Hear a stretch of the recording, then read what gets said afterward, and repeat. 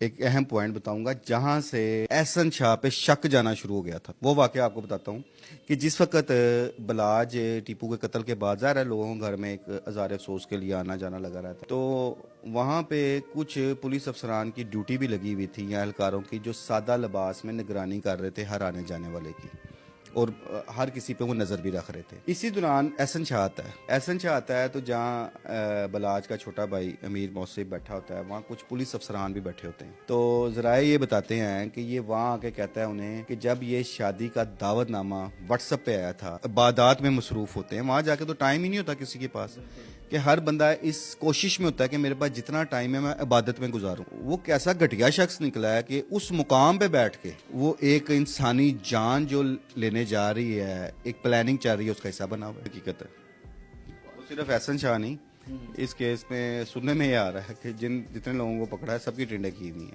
خرم پاشا صاحب میرے ساتھ موجود ہیں. بلاج کیس پر بات کریں گے کہ اب تک کی سی آئی اے کی کیا فائنڈنگز ہے, اور رات کی ایک تصویر وائرل ہو رہی ہے کہ احسن شاہ کی, جس میں اس کی ٹنٹ کی ہوئی ہے, اور اگر آنکھ بھی اگر آپ غور کریں تو زخمی ہے. بات کریں گے کہ تصویر جینون ہے اور آگے کیا ہونے جا رہا ہے. السلام علیکم. جی وعلیکم السلام. سر, احسن شاہ کی تصویر جو رات کی سوشل میڈیا پر وائرل ہے, یہ حقیقت ہے کہ صرف ایڈیٹنگ ہوئی ہے؟ یہ نہیں, حقیقت ہے.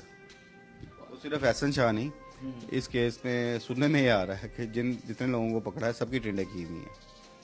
یہ تصویریں وائرل کون کر رہا ہے؟ پولیس اثرات اور کیوں کی جا رہی ہیں, وجہ کیا ہے؟ دیکھیں, تصویریں باضابطہ طور پہ کوئی پولیس افسر یا پولیس اہلکار تو وائرل نہیں کر رہا, نہ اس طرح وائرل کرنی بھی چاہیے, لیکن کسی نہ کسی ذرائع سے نکل جاتی ہیں.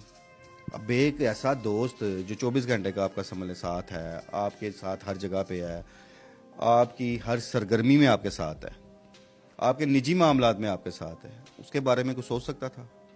احسن شاہ جس طرح آ کے انٹرویو دے رہا تھا, اور سب سے بڑی بات دیکھیں, اللہ پاک معاف فرمائے ہم سب کو بھی, کہ خدا کے گھر ہم جاتے ہیں, ہم سب مسلمانوں کے لیے سب سے جو مبارک جگہ ہے, جو اہم مقام ہے, وہ خانہ کعبہ اور مدینہ منورہ ہے. ہم لوگ وہاں اپنے گناہوں کی بخشش کے لیے جاتے ہیں, اللہ تعالیٰ سے گڑ گڑا کے التجائیں کر کے دعائیں مانگتے ہیں, عبادات میں مصروف ہوتے ہیں. وہاں جا کے تو ٹائم ہی نہیں ہوتا کسی کے پاس, کہ ہر بندہ اس کوشش میں ہوتا ہے کہ میرے پاس جتنا ٹائم ہے میں عبادت میں گزاروں. وہ کیسا گھٹیا شخص نکلا ہے کہ اس مقام پہ بیٹھ کے وہ ایک انسانی جان جو لینے جا رہی ہے, ایک پلاننگ چل رہی ہے, اس کا حصہ بنا ہوا ہے. اب اس میں ایک اور چیز دیکھیں آپ, کہ ایک تو یہ چیز ثابت ہو گئی جو جب آپ کی موت آنی ہے نا, تو آپ کے درجنوں گن مین بھی کچھ نہیں کر سکتے. اب بلاج کے ساتھ بھی کوئی گن مین کم تو نہیں ہوتے تھے.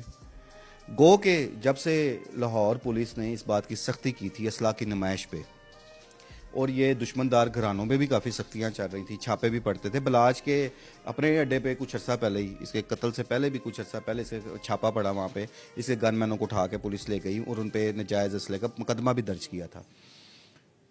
پولیس کی ان کارروائیوں کی وجہ سے لوگوں نے اسلحے کی نمائش سے گھبراتے بھی تھے.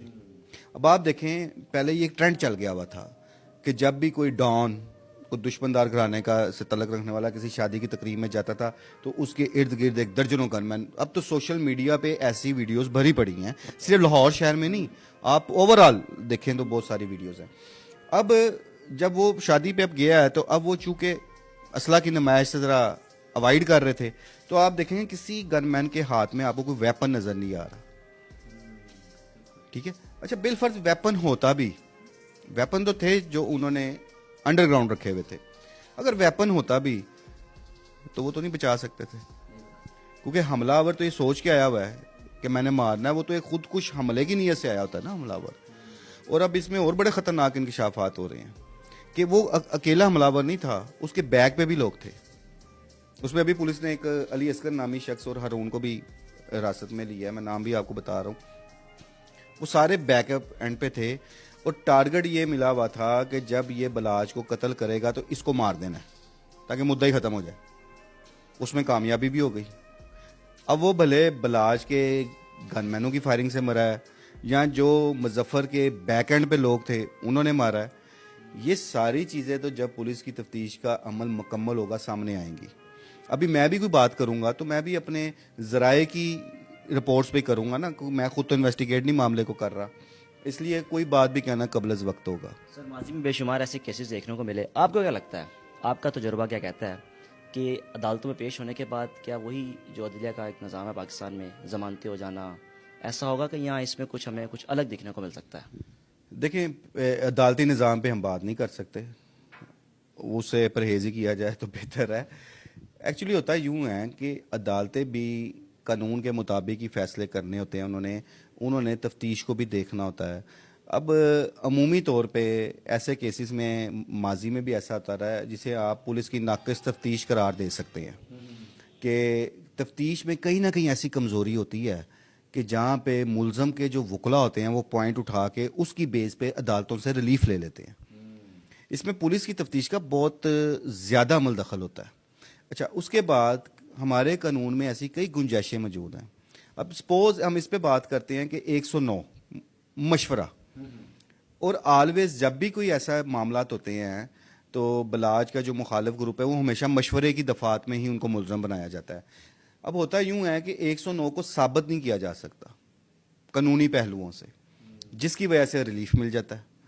اب اس کے کیس میں اب پھر ڈیپینڈ کرتا ہے کہ پولیس افسران پہ، گو کہ جن پولیس افسران کی جو جوائنٹ انویسٹیگیشن ٹیم بنائی گئی ہے، جس میں ڈاکٹر مستنصر عطا باجوہ، ایس پی آفتاب پھلروان اور سی آئی اقبال ٹاؤن کی ٹیم جو ہے محمد علی بٹ کی سربراہی میں کام کر رہی ہے، یہ سارے بڑے کمپیٹنٹ افسر ہیں۔ سر آخر میں بتا دیں، جس کی شادی تھی، جن کے ہاں بلاج صاحب گئے تھے، اس بات میں کتنی سچائی ہے کہ وہ زیادہ قریبی احسن شاہ صاحب کے تھے اور دونوں کو انوائٹ کیا ہوا تھا؟ یہ بھی ایک پلاننگ تھی، یہ بات حقیقت ہے کہ یہ ایک رومرز ہی ہیں؟ اسی حوالے سے ایک بات بتاتا ہوں آپ کو، ایک اہم پوائنٹ بتاؤں گا جہاں سے احسن شاہ پہ شک جانا شروع ہو گیا تھا۔ وہ واقعہ آپ کو بتاتا ہوں کہ جس وقت بلاج ٹیپو کے قتل کے بعد ظاہر ہے لوگوں کے گھر میں ایک اظہار افسوس کے لیے آنا جانا لگا رہتا ہے، تو وہاں پہ کچھ پولیس افسران کی ڈیوٹی بھی لگی ہوئی تھی یا اہلکاروں کی، جو سادہ لباس میں نگرانی کر رہے تھے ہر آنے جانے والے کی، اور ہر کسی پہ وہ نظر بھی رکھ رہے تھے۔ اسی دوران احسن شاہ آتا ہے۔ احسن شاہ آتا ہے تو جہاں بلاج کا چھوٹا بھائی امیر موصف بیٹھا ہوتا ہے، وہاں کچھ پولیس افسران بھی بیٹھے ہوتے ہیں۔ تو ذرائع یہ بتاتے ہیں کہ یہ وہاں آ کے کہتا ہے انہیں کہ جب یہ شادی کا دعوت نامہ واٹس ایپ پہ آیا تھا تو احسن شاہ کہنا ہے میں نے تو حاجی نو کہا سی حاجی تیری تے میری موت دا بلاوا آ گیا۔ یہ بڑے اتھینٹک میں آپ کو لفظ بتا رہا ہوں، ذمہ داری سے بتا رہا ہوں۔ انہوں نے کہا حاجی تیری تے میری موت دا بلاوا آ گیا۔ وہاں ایک سینئر پولیس آفیسر بیٹھا ہوا تھا اور اس کو ماتا ٹھنک گیا، کیونکہ ظاہر ہے ایک پولیس آفیسر کی جو تھنکنگ کیا ہے، اس کی آبزرویشن آپ سے اور ہم سے ڈفرینٹ ہوتی ہے، ٹھیک ہے؟ جو جس اینگل سے وہ دیکھتے ہیں اس اینگل سے ہم لوگ نہیں دیکھتے۔ اس نے ایک دوسرے پولیس آفیسر سے کہا، اسے کلو دیا کہ اس کو چیک کریں، صرف موت کے بلاوے والے لفظ پہ اس نے کہا اس کو چیک کریں، اور رات تک صورتحال کلیئر ہو گئی۔ اسی دوران ملک سہیل نے بھی انکشاف کر دیا ہوا تھا، اور اسی رات کو احسن شاہ کو اس کے گھر سے گرفتار کیا گیا۔ یہ ایک نئی چیز میں آپ کو بتا رہا ہوں۔ سر آخر میں بتا دیں کب تک پریس کانفرنس کی جا سکتی ہے سی آئی اے کی جانب سے؟ ملزمان کو کھڑا کر کے اور ان کو چہرے دکھائیں گے، جب الگ بات ہے، کب تک ہو سکتی ہے پریس کانفرنس؟ کافی ساری چیزیں کلیئر ہو چکی ہوئی ہیں، پولیس نے کافی پیچیدہ معاملے کو سلجھا دیا ہوا ہے۔ اس انتظار میں ہے کہ کوئی ایک مرکزی ملزم تو گرفتار ہو۔ ایک تو فرار ہیں اور ایک وہ چیز ابھی فی الحال تو ممکن نظر نہیں آ رہی۔ پولیس افسران اس انتظار میں ہیں، ایفرٹ میں ہیں کہ کوئی ایک مرکزی ملزم کوئی ہاتھ میں چڑھ جائے تو اس کیس کو ہم پریس کانفرنس کے ذریعے سب کے سامنے لائیں، میڈیا کے سامنے، عوام کے سامنے۔ ہو سکتا ہے اس وقت کچھ چیزیں ایسی سامنے آئیں جو ابھی تک میرے علم میں نہیں ہوں گی، آپ کے علم میں نہیں ہوں گی، اس پریس کانفرنس کے ذریعے ہی ہمیں بھی پتہ لگیں گی۔